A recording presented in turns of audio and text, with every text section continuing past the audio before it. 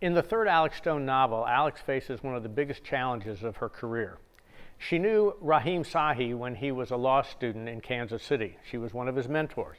Charged with being a terrorist and charged with murder, he's imprisoned in Guantanamo. He asks Alex to defend him. And she says, "What's your defense?" He says, "I was just following orders, the CIA's orders." And at that moment, Alex is plunged into a looking-glass world where she can trust no one, staking her life and Rahim's life on her ability to find the truth. The CIA created a program that they called Penny Lane. Now, I don't know if that had anything to do with the Beatles or not, but Penny Lane at Guantanamo was sort of the cushy side of the prison. You weren't in some little cubicle with a metal toilet and a steel bed.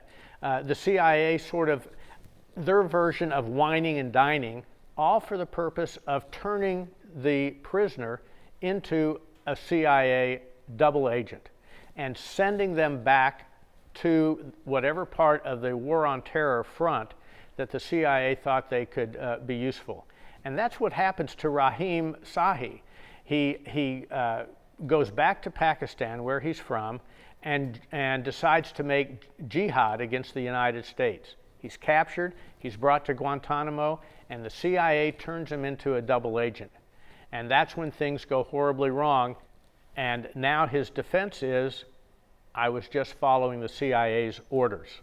Alex is used to being in a courtroom where everybody knows what the rules are. And there's a judge who is solving all of the disputes. In Guantanamo, none of that is true. In Guantanamo, it can take months just to be able to get permission to go to the island to see your client. You'll ask to see the files, the proof against your client, and not be allowed to take notes. So Alex is not only finding her way in a strange legal system, a quasi-legal system that she is really unfamiliar with, but she's confined to an island. She's not even confined to an island, she's confined to a military installation on an island where they are surrounded by the Cuban government. It's sort of like Stephen King's Under the Dome, only there's no dome.